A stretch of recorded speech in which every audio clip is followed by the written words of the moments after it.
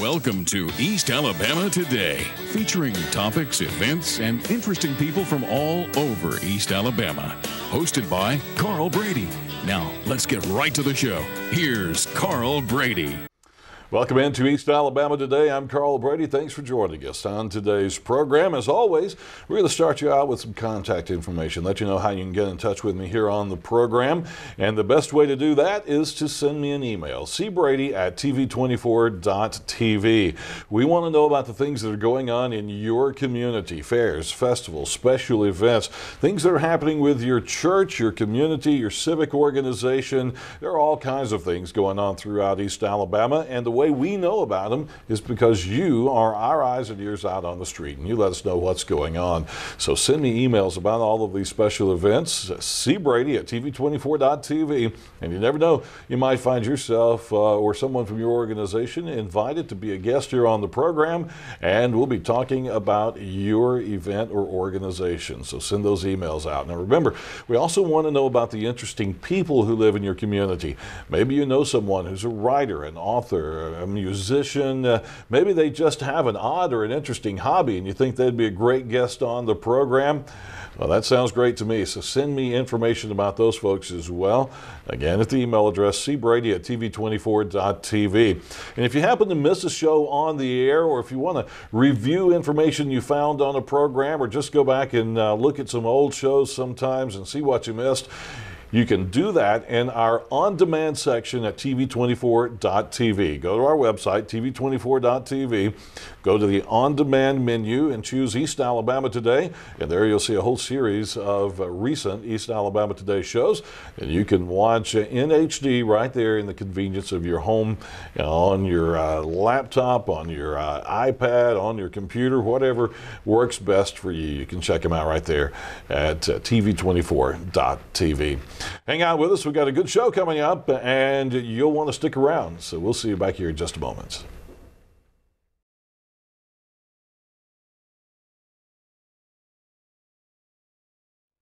And we welcome you into East Alabama Today as we get into the heart of our program today, and an interesting show for you with an author who has some roots in East Alabama, and we'll introduce her now. Danita Clark-Abel is with us. Danita, welcome to the program. Thank you. Good to be here. Great to see you here. And you live in Georgia now, but I do. You have roots in East Alabama, Anniston, Jacksonville State University. That's right. Kind of catch us up on your local connections. All right. Well, my mom is an Anniston girl. She grew up in Anniston and married a Georgia boy, so, you know, she's there. She still has family in Anniston and Jacksonville. Her uncle, my great uncle, is still in Jacksonville. Visited with them the other day. So a few cousins scattered about. But and then I was a student at Jacksonville State in the early 80s. So, you know, I'm old now. But I love driving through there and seeing the changes. They've done a great job on the campus. Right, it's a beautiful place, and always will be, I believe. I think so. Always a fun place to be. You're here to talk about a book you have written, and an interesting book with a very provocative title. It certainly catches your attention as soon as you see the title, Letters from a Whoremonger's Wife. That's right. Tell us about that title, and there's a lot of depth to get into when talking about this book. So just kind of give us an overview, and then we'll go into some of the deeper stuff. Well, I was married for 24 years almost, and it was an abusive marriage, physically, emotionally, and my ex-husband was also a chronic adulterer. And in 2009, I was going through a divorce with him finally, and I was writing a letter to him, venting 2 decades of anger and frustration. And as I was writing it, you know, at one point I realized it was a book that I was writing. A friend encouraged me to continue writing, but not to send the letter to him. So, but you know, I did. I kept writing, and I had always written letters to friends, and I had letters to my kids that are in their baby books that I've written for them. And I thought, you know, Letters from a Whoremonger's Wife, it was the only title that came to me, really, because that is what he was, and at the time I was still the wife. So that's how the title came to be. And the book, is this, what's it about? Is it a book of recovery, of or a history of the marriage? Where does the book fit in? Well, it is a memoir, so it is true. It does cover the history of the marriage, the abuse, and some of the abuse that my children suffered too. I try to give advice as I go through. You know, I will tell something that happened, and then I will say, so if you see the person you're dating behaving this is a red flag. You know, pay attention to that. It's not a self-help book, but I hope it helps a lot of people. I hope that men and women can see the red flags and warning signs before they get as far into it as I did.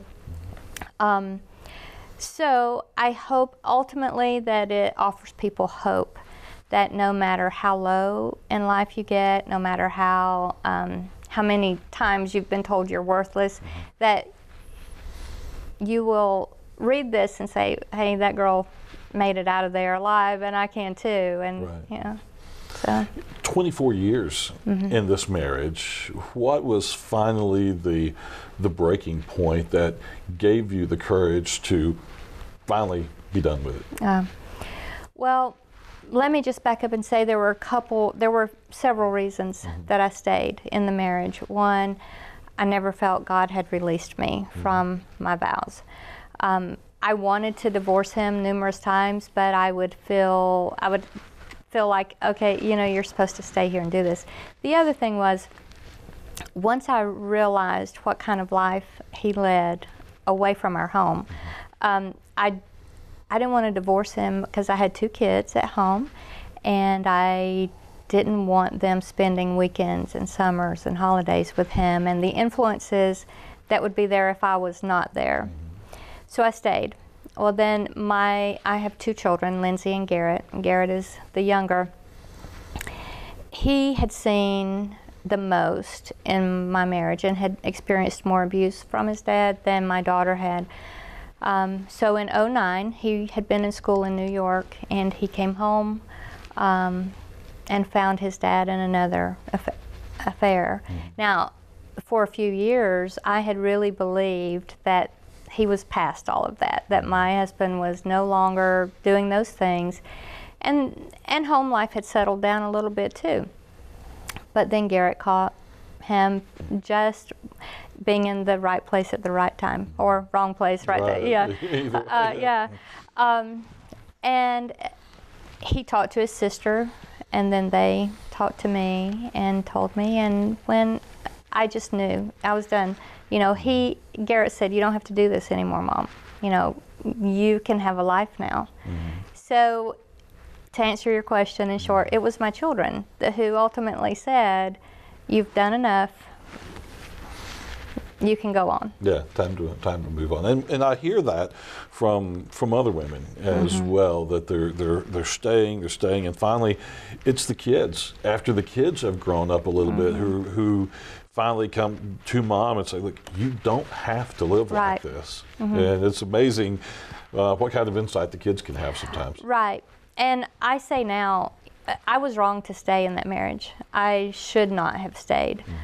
It did not benefit my children to stay. And yes, I would have been very worried about them, but probably he wouldn't have wanted them on the weekends and summers anyway. So it probably wouldn't have lasted that long. His style, it would have. It would have. So that's another message in the book, is that I think every marriage is worth fighting for.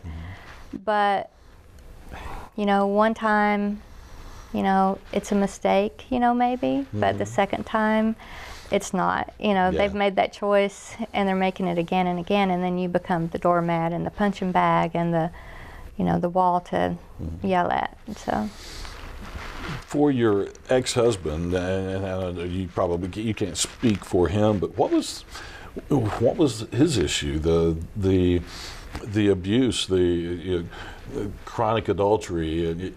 What was going on with him? I think he's a deeply insecure man. He had lied to me, told me he had an engineering degree from LSU. I believed that when we married. And later, I found out he had never, gone to school at all. Wow. So he had a lot of things he wanted to do with his life, but he didn't have the drive to finish and complete things. And so I think it was insecurities. And he had told me his mother, yelled and screamed at him and was verbally abusive to him, and his dad was not an emotionally attached man as far as his son was concerned. So there were probably some childhood issues, I don't know, but ultimately you get older and you make those choices, So that's people think I think harsh about things sometimes, but ultimately you don't have to be a product of your raising or your background. Right. You choose who you want to be. That's right. And how your experiences affect you. Right. That's my thought on things. Oh, that is how I feel too. And then when you have children, people fall out of love all the time, but you don't fall out of love with your children. Right. And you have to consider their emotions first. And if you're choosing women and drugs and alcohol, and that's what he did. I didn't know he had those other issues too. He kept those hidden. I had not been around, people who smoked pot, and I hadn't been around people who used drugs, and I was not aware of all the symptoms. I didn't know some of the anger was from that too.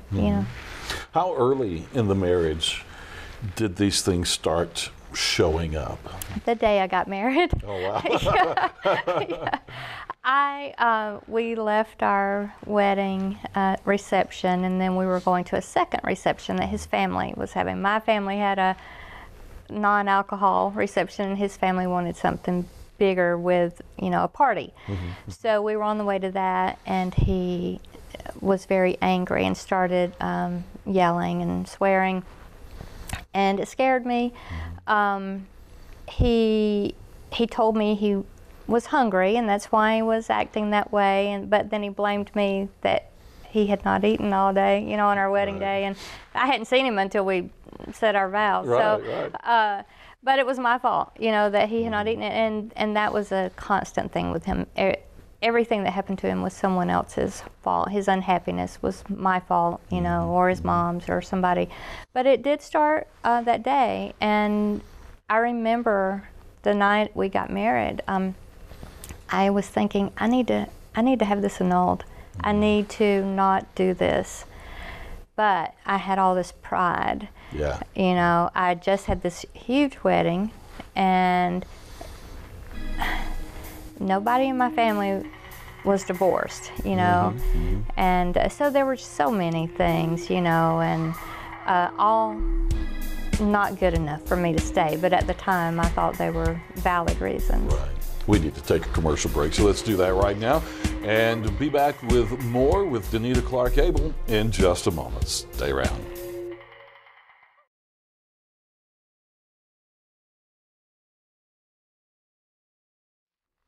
And welcome back into East Alabama Today. We're talking with Danita Clark-Abel, who is the author of a book we've been talking about called Letters from a Whoremonger's Wife. It's a memoir about her experiences in an abusive relationship and an abusive marriage that included drugs and alcohol abuse and lots of adultery. And we were talking as we went to break about the signs started the day of the wedding. And I know it's Dr. Laura and other folks like that will say, well, there obviously were signs before the wedding. Did you see signs? Do you think he was consciously covering up things? Oh, yes. Because I know sometimes sometimes some of those signs, they may be there. Sometimes you choose not to see them, but sometimes people do a really good job of covering up who they really are. Oh, he was very good at that, and still is, I think. Because people love him. I mean, you're just naturally drawn to it. He has a way with people. And so I was hooked with that charm too. Now I don't think he's charming, but you know, I did then. But no, the one sign that I saw and chose to ignore, it was my birthday. We were already engaged. And back then the Judds were really big, and they had come to Atlanta, and he had given me tickets to the concert. He was taking me for my birthday.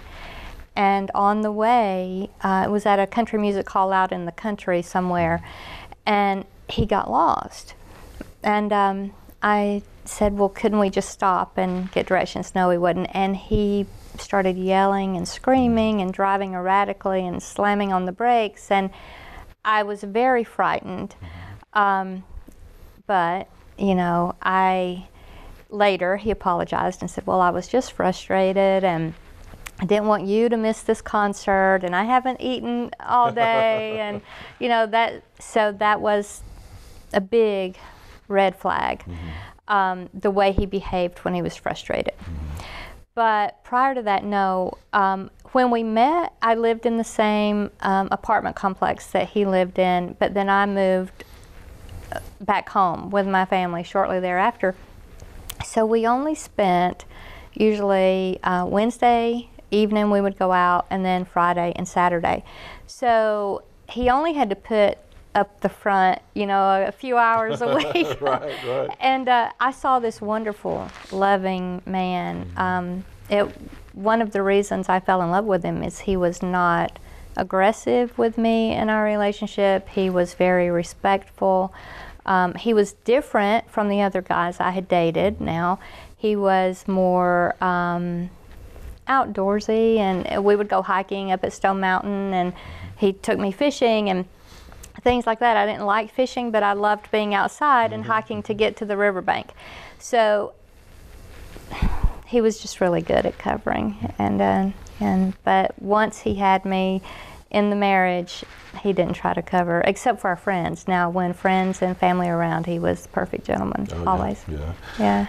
The adultery part of it, how did you find out that was going on initially, and that you thought maybe it had stopped, but it never did? The first time I became aware was through, I was doing laundry, and a note something fell out of his pocket. It was in a little ball, and it was a love note, but you know, when I asked him about it, he said, oh, I was writing that to you. But he had written the woman's name. It wasn't Danita. Wasn't a good lie there, yeah. And so then not long after that, just through some of the people he worked with, and then her husband called, and you know, so, and it was really odd because he always seemed to go for married women. You know, he seldom had girlfriends who were single. You know, it was really odd. But that was it initially, and I really don't know when it started. We had been married, I think about 7 years, the first time I became aware of it. But I think it had started long before then. Did he do the typical adulterer, abuser thing when you found out, of putting the blame back on you? If you had been a better wife, I wouldn't be doing this? Yes, if I had been a better wife, if I took care of the kids more. You know, I worked full time. I worked for an airline in Atlanta. But I did my best to, you know, like most moms do, you know, and juggling a lot of balls all the time. Yeah. But that was what he would say. Or I didn't love him enough. You know, I spent too much attention on the kids and not enough on him. And, you know, selfishness. I think selfishness is core in anyone who is an adulterer. Kind of it's all about me, and And so, and he had been very giving of his attention while we dated. I had never seen selfishness in him. My niece had said to me once, she said, when do you think he changed? And I said, I don't think he changed. I think he covered up while we dated, 2 years we dated, and then the true man was revealed. But almost every time I found out, it was not on my own. It was through husbands, usually. Yeah. Or sometimes the girlfriends, because they got tired of waiting around for him to leave me. Right, he would because tell they them. always make the promises. Yeah. Yeah. And I'm sorry, what was the second part of that question you had asked me? I don't even remember what we started out with there myself. Let's talk about your son Garrett and a very public letter that he wrote and put on Facebook. Talk about that. All right, and that letter is now in the book too. It's one of the letters in the book. About 4 days after he and Lindsay told me what he had caught his dad doing, I started getting messages from friends saying, wow, that was an amazing letter Garrett wrote, and I didn't know anything about it. And so I learned it was on Facebook and read it. He wrote a letter, and I think it's titled, Fathers, Who Do You Think You Are? And he's writing from, as a 19-year-old at the time, but he talks about what his dad did when he was 7 and how his dad had been his hero until he took him to meet a woman. He told me he was taking Garrett fishing, and they took him to the lake, but it was to meet this woman. There was someone else there. Yeah. Well. And that's terrible. A terrible guilt and pressure to put on a kid. Right. Because the kid is, even at 7 years old, is going to know something's not right, but they may not understand totally at that time what's not right. Right. Well, he had said, "Don't tell Mom I had a friend fishing." Yeah. So he didn't at first, but I think that letter is very important for people to read, because especially a man who might be considering cheating on his children, because when you cheat on your wife or your husband, you're cheating on your children too. Absolutely. And that letter reveals how he went from being a superhero in his little boy's eyes to being dirt. Basically. It's heart-wrenching. I cried. I still can cry, when I read it, because I can visualize my little boy feeling that pain and hiding it, but people today will say, I read your book, and that letter Garrett wrote killed me, so and I'm going to let so and so read it because XYZ, they're doing this, or they're thinking, or they have been, but it's just very sad, I think, what people do to their children, not considering, and that letter sort of puts it in words that I couldn't have put it in those words, because it happened to Garrett, Exactly. Well, the letter is in the book, and again, the name of the book is Letters from a Whoremonger's Wife, a memoir, and we'll be back in just a moment for our wrap-up segment. We'll tell you where you can find a copy of the book, how you can get a copy of the book, and order your own online. So we'll do that in just a moment. Stay with us. We'll be right back.